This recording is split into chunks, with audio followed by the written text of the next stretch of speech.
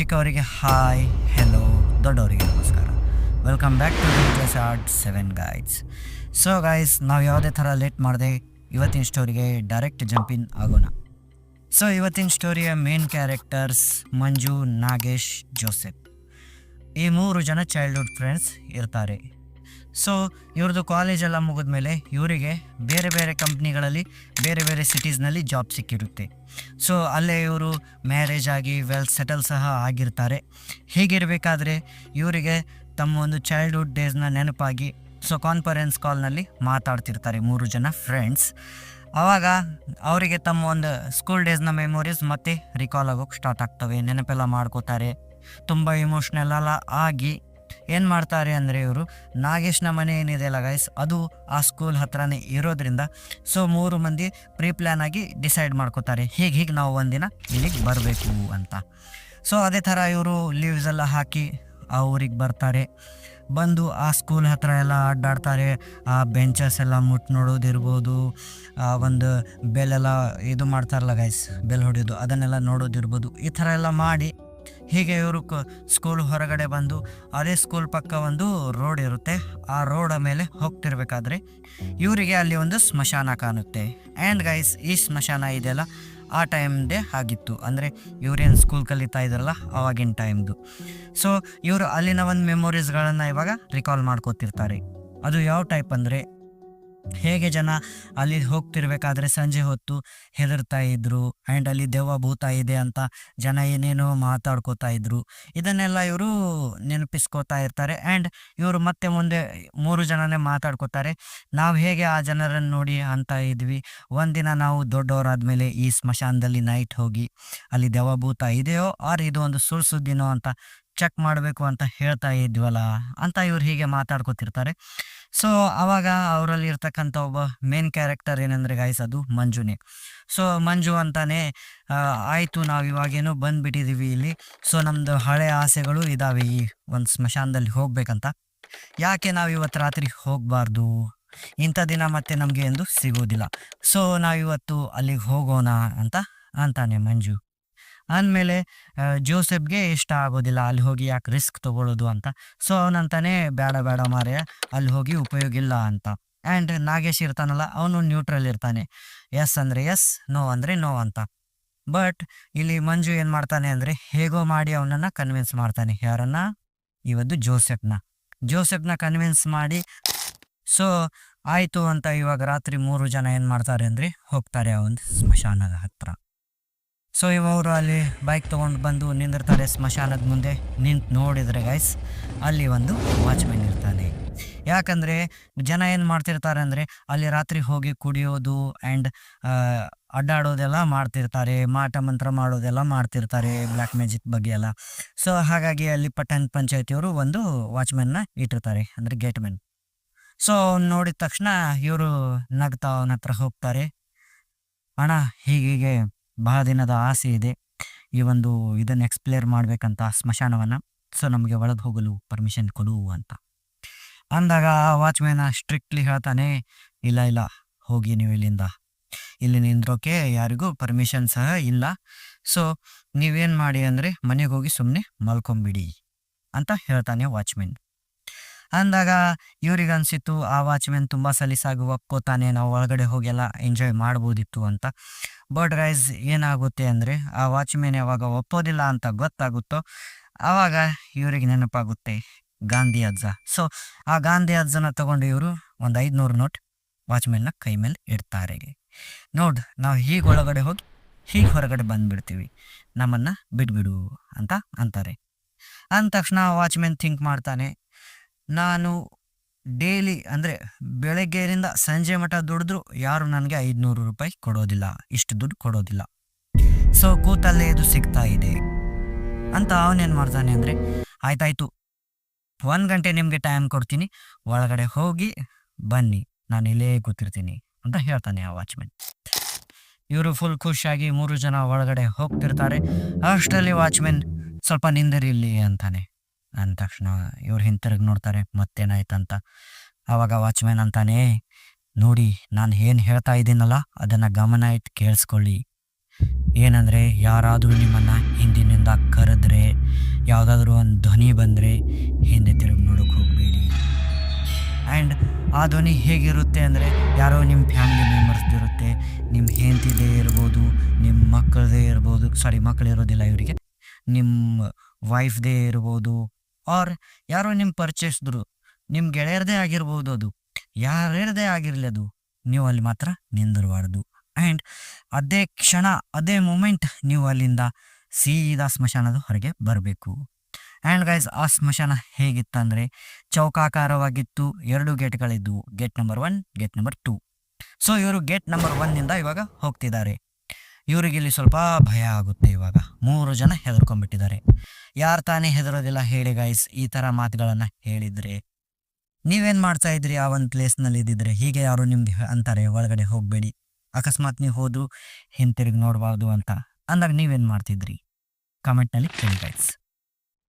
So ಇಲ್ಲಿ ಮಂಜು ಮತ್ತೆ ನನ್ನ ಪ್ಲ್ಯಾನ್ ಎಲ್ಲ ಫೇಲ್ ಆಗ್ತಾ ಇದೆಯಲ್ಲ ಅಂತ ಅವನು ತಲೆಯೆಲ್ಲ ಕೆರೆಸ್ಕೊಂಡು ಇಬ್ಬರಿಗೂ ಕನ್ವಿನ್ಸ್ ಮಾಡ್ತಾನೆ. ಮತ್ತು ನೋಡಿ, ವಾಚ್ಮ್ಯಾನ್ಗೆ ನಾವು 500 ರೂಪಾಯಿ ಕೊಟ್ಟಿದ್ದೀವಿ. ಸೊ ನಾವು ಒಳಗಡೆ ಹೋಗಿ ಯಾರಾದರೂ ಬಂದು ನೋಡಿದರೆ ಕಂಪ್ಲೇಂಟ್ ಎಲ್ಲ ಮಾಡ್ತಾರೆ ಅಂತ ಅವನು ನಮಗೆ ಹೆದರಿಸ್ತಾ ಇದ್ದಾನೆ.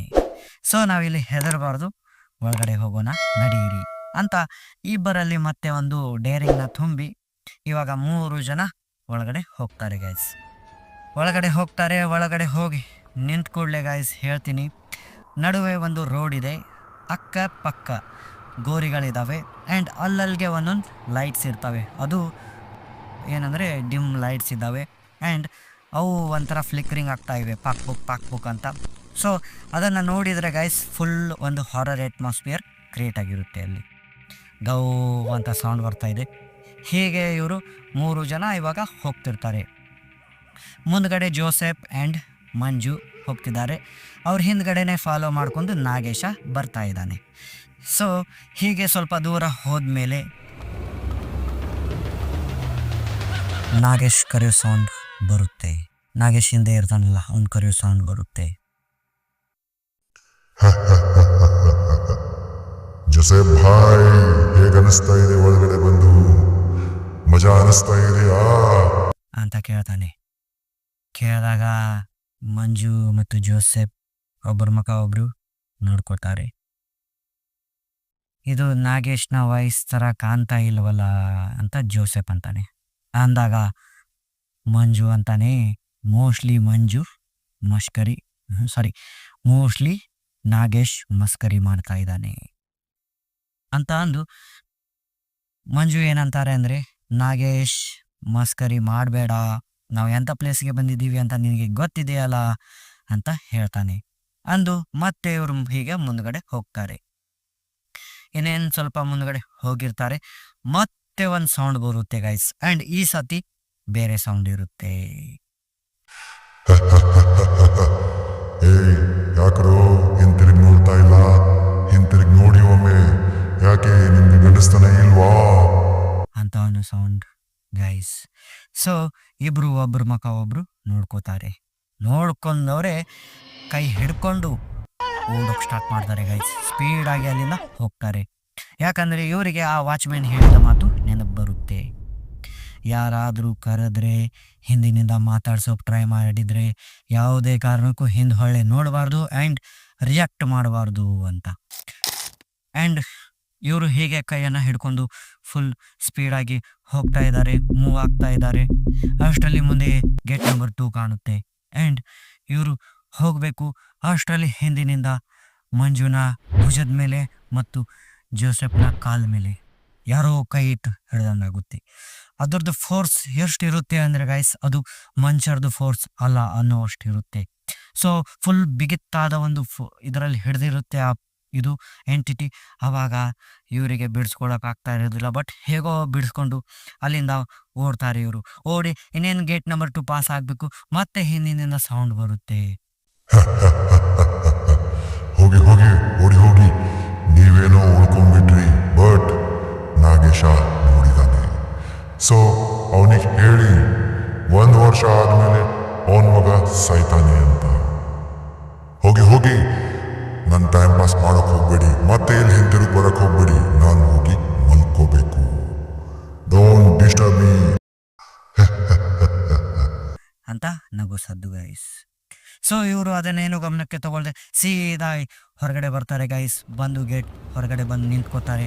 ನಿಂತ್ಕೊಂಡು ಅಕ್ಕಪಕ್ಕ ನೋಡಿದ್ರೆ ನಿಜವಾಗ್ಲೂ ನಾಗೇಶ್ ಬಂದಿರುವುದಿಲ್ಲ. ನಾಗೇಶ್ ಒಳಗಡೆನೇ ಇದ್ದಾನೆ. ಸೊ ಇಬ್ಬರು ಆ ಗೇಟ್ ಮ್ಯಾನ್ ಹತ್ರ ಹೋಗ್ತಾರೆ. 1ನೇ ನಂಬರ್ ಗೇಟ್ಗೆ ಹೋಗಿ ಗೇಟ್ ಮನ್ಗೆ ಹೇಳ್ತಾರೆ ಹೀಗೀಗ ಆಯಿತು ಅಂತ. ಆಗ ಆ ಗೇಟ್ ಮ್ಯಾನ್ ಅಂತಾನೆ, ನಿಮ್ಗೆ ಯಾರು ಹೇಳಿದ್ರು ಅಲ್ಲಿ ಸಾಯೋಕ್ಕೆ ಹೋಗೋಕ್ಕೆ ಅಂತ? ನಾನು ಮೊದಲೇ ಹೇಳಿದ್ದೆ ನೀವು ಹೋಗಬೇಡಿ ಅಂತ. ನೀವೇ ಹೋಗಿದ್ದೀರಿ, ನೀವೇ ಅನುಭವಿಸಿ ಅಂತ ಅಂದಾಗ ಮಂಜು ಅಂತಾನೆ, ಪ್ಲೀಸ್ ಹಾಗನ್ಬೇಡಿ, ಒಳಗಡೆ ನಾಗೇಶ ಇದ್ದಾನೆ, ಅವನನ್ನು ಕರ್ಕೊಂಬನ್ನಿ ಹೋಗಿ ಅಂತ ಅಂದಾಗ ಆ ಒಂದು ಗೇಟ್ ಮ್ಯಾನ್ ಗೈಸ್ ತನ್ನ ಇರ್ತಕ್ಕಂಥ ಎಲ್ಲ ಐಟಮ್ಸ್ನ ಅಲ್ಲೇ ಬಿಟ್ಟು ಓಡಿ ಹೋಗ್ಬಿಡ್ತಾನೆ. ಸೊ ಇವರು ಹೇಗೋ ಒಂದು ಎಲ್ಲ ಡೇರಿಂಗ್ನ ಗ್ಯಾದರ್ ಮಾಡಿಕೊಂಡು ಸೀದಾ ಮತ್ತೆ ಗೇಟ್ ಹೊರಗೆ ಹೋಗ್ತಾರೆ, ಒಂದೊಂದು ಹೆಜ್ಜೆ ಇಟ್ಕೊಂಡು. ಹೀಗೆ ಒಂದು 4 ಹೆಜ್ಜೆ ಹೋಗಿರ್ತಾರೆ ಗೈಸ್. ಅಷ್ಟರಲ್ಲಿ ನಾಗೇಶ ಅಲ್ಲೇ ಮೂರ್ಛೆ ಬಿದ್ದಿರ್ತಾನೆ. ಸೊ ನಾಗೇಶನ್ನ ಇವರು ಹಿಡ್ಕೊಂಡವ್ರೆ ಸೀದಾ ಬಂದು ಬೈಕ್ನ ಸೆಂಟರ್ನಲ್ಲಿ ಕೂರಿಸ್ಕೊಂಡು ಹಾಸ್ಪಿಟಲ್ಗೆ ಹೋಗ್ತಾರೆ ಗೈಸ್. ಹಾಸ್ಪಿಟಲ್ಗೆ ಹೋಗಿ ಅಲ್ಲಿ ಡಾಕ್ಟರ್ ಎಲ್ಲ ಚೆಕಪ್ ಮಾಡ್ತಾರೆ. ಚೆಕಪ್ ಮಾಡಿ ನೋಡಿದರೆ ನಾಗೇಶ್ದು ರಿಪೋರ್ಟ್ ಎಲ್ಲ ನಾರ್ಮಲ್ ಇದೆ, ಜಸ್ಟ್ ಫೇಂಟ್ ಆಗಿದ್ದಾನೆ, ಇವನು ಮೂರ್ಛೆ ಹೋಗಿದ್ದಾನೆ. ಆಯಿತು ಅಂತ ಇವರು ಅವನನ್ನು ಅಲ್ಲೇ ಅಡ್ಮಿಟ್ ಮಾಡಿ ತಾವು ಸಹ ಇವಾಗ ಏನು ಮಾಡ್ತಾರೆ ಅಂದರೆ ಗೈಸ್ ಚೆಕ್ ಮಾಡ್ಕೋತಾರೆ ತಮ್ಮ ದೇಹದಲ್ಲಿ ಏನೇನಾಗಿದೆ ಅಂತ.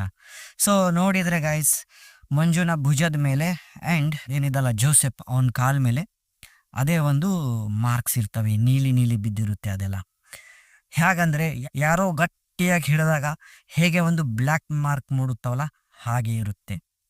ಆ್ಯಂಡ್ ಅವ್ರಂತಾರೆ ಇವಾಗ ಈ ಘಟನೆ ಆಗಿ 11 ವರ್ಷ ಆಯಿತು. ಸೊ ಇವಾಗಲೂ ಆ ಮಾರ್ಕ್ಸ್ ಇದ್ದಾವೆ ಅಂತೆ. ಆ್ಯಂಡ್ ಆ ಮಾರ್ಕ್ ಯಾವ ಪ್ಲೇಸ್ನಲ್ಲಿದೆ ಅಂದರೆ ಯಾವಾಗ ಇವರು ಆ ಒಂದು ಸ್ಮಶಾನದಲ್ಲಿ ಹೋದಾಗ ಹಿಂದಿನಿಂದ ಯಾರೋ ಇವ್ರಿಗೆ ಹಿಡ್ದಂಗೆ ಫೀಲ್ ಆಗಿತ್ತಲ್ಲ, ಯಾವ ಪ್ಲೇಸ್ನಲ್ಲಿ ಆ ಒಂದು ಎಂಟಿಟಿ ಹಿಡಿದಿತ್ತಲ್ಲ ಅದೇ ಪ್ಲೇಸ್ನಲ್ಲಿ ಇವರಿಗೆ ಆ ಥರ ಆಗಿದೆ ಅಂತೆ ಗೈಸ್. ಸೊ ಇದೆಲ್ಲ ಆಗುತ್ತೆ. ಆ ನೈಟ್ ಆ್ಯಸ್ ಅ ಗಾರ್ಡಿಯನ್ ಆಗಿ ಅವರೇ ಇರ್ತಾರೆ ಈ ಒಂದು ನಾಗೇಶನ ಜೊತೆ. ನಾಗೇಶ ಬೆಳಗ್ಗೆ ಹೇಳ್ತಾನೆ, ಎದ್ದು ಕೂಡಲೇ ಇವರು ಹೋಗಿ ಅವನಿಗೆ ಕೇಳ್ತಾರೆ, ನಾಗೇಶ್ ರಾತ್ರಿ ನೀನು ಮೂರ್ಛೆ ಹೋಗಿದ್ದೆಲ್ಲ ಅವನ ಸ್ಮಶಾನದಲ್ಲಿ, ಯಾಕೆ ನೀನು ಮೂರ್ಛೆ ಹೋದೆ, ಏನಾಯಿತು ಅಲ್ಲಿ ನಿನ್ನ ಜೊತೆ ಅಂತ ಅಂದಾಗ ನಾಗೇಶ್ ಅಂತಾನೆ, ನನಗೇನು ಗೊತ್ತಿಲ್ಲ ನಾನು ಯಾಕೆ ಮೂರ್ಛೆ ಹೋದೆ ಅಂತ, ನನಗೇನು ನೆನಪು ಬರ್ತಾ ಇಲ್ಲ ಅಂತಾನೆ. ಆಯಿತು ಅಂತ ಇವನನ್ನು ಡಿಸ್ಚಾರ್ಜ್ ಮಾಡಿಕೊಂಡು ಬರ್ತಾರೆ. ಬಂದು ಮತ್ತೆ ಇವರಿಬ್ಬರು ಅವನಿಗೆ ಕೇಳ್ತಾರೆ ನಾಗೇಶ್ಗೆ, ನಿನಗೆ ಗಂಡು ಮಗ ಏನಾದರೂ ಇದೆಯಾ ಅಂತ ಅಂದಾಗ ನಾಗೇಶ್ ಅಂತಾನೆ, ನನಗೆ ಯಾವುದೇ ಮಗು ಇಲ್ಲ, ಬಟ್ ನನ್ನ ಹೆಂಡತಿ ಪ್ರೆಗ್ನೆಂಟ್ ಇದ್ದಾರೆ ಅಂದ್ಕೂಡಲೇ ಇಬ್ಬರು ಒಬ್ಬರ ಮಕಾನ ಒಬ್ಬರು ನೋಡ್ಕೋತಾರೆ. ಮಂಜು ಮತ್ತು ಜೋಸೆಫ್ ಹೊರಗಡೆ ಬಂದು ಮಾತಾಡ್ಕೋತಾರೆ. ಮೋಸ್ಟ್ಲಿ ಅದು ಕೋಇನ್ಸಿಡೆನ್ಸ್ ಆಗಿರಬೇಕು, ಆ ಆತ್ಮ ಹಾಗೆ ಹೇಳಿರ್ಬೇಕದು ನನ್ನ ಹೆದರ್ಸೋಕೆ, ಹಾಗೇನೂ ಆಗೋದಿಲ್ಲ ಬಿಡು ಅಂತ ಇವರು ಅವನಿಗೆ ಹೇಳೋಕೆ ಹೋಗೋದಿಲ್ಲ. ಇವರು ಒಂಥರ ಲೈಟಾಗಿ ತೊಗೊಂಡ್ಬಿಡ್ತಾರೆ, ಕ್ಯಾಶುವಲ್ ಕೇರ್ಲೆಸ್ ಮಾಡ್ಕೊಂಡ್ಬಿಡ್ತಾರೆ, ಇಗ್ನೋರ್ ಎಲ್ಲ ಮಾಡ್ತಾರೆ. ಸೊ ಮತ್ತೆ ತಮ್ಮ ಜಾಬ್ಗೆ ಹೋಗ್ತಾರೆ. ಹೀಗೆ ಎಲ್ಲ ಆಗುತ್ತೆ. 6 ತಿಂಗಳಾದಮೇಲೆ ಗೈಸ್ ನಾಗೇಶ್ಗೆ ಗಂಡು ಮಗುನೇ ಹುಟ್ಟುತ್ತೆ. ಆ್ಯಂಡ್ ಇವರು ಮತ್ತೆ ಬರ್ತಾರೆ ಇಬ್ಬರು ಜನ ಚೆಕ್ ಮಾಡೋಕ್ಕೆ, ಆ ಮಗುನ ಎಲ್ಲ ಕರೆಕ್ಟ್ ಇದೆಯೋ ಇಲ್ಲೋ, ಏನಾದರೂ ಪ್ರಾಬ್ಲಮ್ಸ್ ಇದೆಯೋ ಸಿಮ್ಟಮ್ಸ್ ಎಲ್ಲ ಅಂತ ನೋಡ್ತಾರೆ. ನೋಡಿದರೆ ಮಗು ಎಲ್ಲ ಓಕೆ ಇರುತ್ತೆ. ಸೊ ಇವರಿಗೆ ಮತ್ತೆ ಅನಿಸುತ್ತೆ ಅದು ಕೋಇನ್ಸಿಡೆನ್ಸ್ ಇರಬೇಕು, ಯಾಕೆ ನಾಗೇಶ್ಗೆ ಹೇಳೋದು ಬಿಡು ಅಂತ ಅಂದು ಇವರು ಕಾಮಿಡಿ ತಗೊಂಡು ಗೈಸ್ ಮತ್ತೆ ಕೆಲಸಕ್ಕೆಲ್ಲ ಹೋಗ್ತಾರೆ. ಹೀಗೆ ಗೈಸ್ 1 ವರ್ಷ ಆದಮೇಲೆ ಆ ಮಗುದು ಹೆಲ್ತ್ ಅಪ್ಸೆಟ್ ಆಗುತ್ತೆ ಆ್ಯಂಡ್ ಆ ಮಗು ಸತ್ತು ಬಿಡುತ್ತೆ ಹಾಸ್ಪಿಟಲ್ನಲ್ಲಿ. ಆವಾಗ ಏನಂದರೆ ಈ ಇಬ್ಬರು ಬರ್ತಾರೆ, ಬಂದು ನೋಡಿದ್ರೆ ಇವರಿಗೆ ಶಾಕ್. ಏನಂದರೆ ಗೈಸ್ ಯಾವ ದಿನ ಇವರು ಆ ಸ್ಮಶಾನಕ್ಕೆ ಹೋಗಿದ್ರಲ್ಲ ನೈಟ್, ಅದೇ ದಿನ ಅದೇ ರಾತ್ರಿ ಅದೇ ಟೈಮ್ಗೆ ಆ ಒಂದು ಮಗು ಸತ್ತಿರುತ್ತೆ. ಆ್ಯಂಡ್ ಇವ್ರಿಗೆ ಕನ್ಫರ್ಮ್ ಆಗುತ್ತೆ, ಇಲ್ಲ ನಾವು ಎರಡೂ ಬಿಟ್ವಿ, ನಾಗೇಶ್ಗೆ ಮೊದಲೇ ಹೇಳಬೇಕಿತ್ತು ಅಂತ. ಬಟ್ ಇವಾಗ ಟೈಮ್ ಮಿಕ್ಕಿರೋದ್ರಿಂದ ಇವರೇನು ಹೇಳೋಕೆ ಹೋಗೋದಿಲ್ಲ ಆ್ಯಂಡ್ ಈ ಮ್ಯಾಟ್ರ್ ಇಲ್ಲಿಗೆ ಡ್ರಾಪ್ ಆಗುತ್ತೆ. ಸೊ ಹೀಗೆ ಗೈಸ್ ಈ ಒಂದು ಸ್ಟೋರಿ ಇತ್ತು. ಆ್ಯಂಡ್ ಈ ಸ್ಟೋರಿ ಹೇಳೋ ಪರ್ಪಸ್ ಏನಂದರೆ, ಯಾವುದೋ ಫ್ರೆಂಡ್ನ ಒಂದು ಆಸೆಗಾಗಿ ಇನ್ನೊಂದು ಫ್ರೆಂಡ್ನ ಮಗು ಜೀವ ಹೋಯಿತು. ಸೊ ನಂದೇನಂದರೆ ಗೈಸ್, ನೀವೇನಾದರೂ ಇಂತಹ ಒಂದು ಚಾಲೆಂಜಸ್ನ ತಗೋಬೇಕಾದ್ರೆ ಆರ್ ಇಂಥದ್ದೇ ಏನೋ ಒಂದು ಘಟನೆ ಯಾವುದೇ ಇದರಲ್ಲಿ ಇರಲಿ ಗೈಸ್, ಅದನ್ನು ಮಾಡೋಕ್ಕಿಂತ 10 ಟೈಮ್ ವಿಚಾರ ಮಾಡಿ ಆ್ಯಂಡ್ ಯಾವುದೇ ರಿಸ್ಕ್ಗೆ ಕೈ ಹಾಕಬೇಡಿ. ಯಾಕಂದರೆ ಯಾರೋ ಮಾಡಿದ ಪಾಪ ಯಾರಿಗೋ ಶಾಪ. ಇದು ನನ್ನ ಅನಿಸಿಕೆ. ನಿಮಗೇನು ಅನಿಸುತ್ತೆ ಕಾಮೆಂಟ್ನಲ್ಲಿ ಹೇಳಿ ಗೈಸ್. ಹೀಗೆ ಅಂತ ನಾವು ನೆಕ್ಸ್ಟ್ ಸ್ಟೋರಿಯೊಂದಿಗೆ ಭೇಟಿ ಆಗೋಣ. Thank you guys.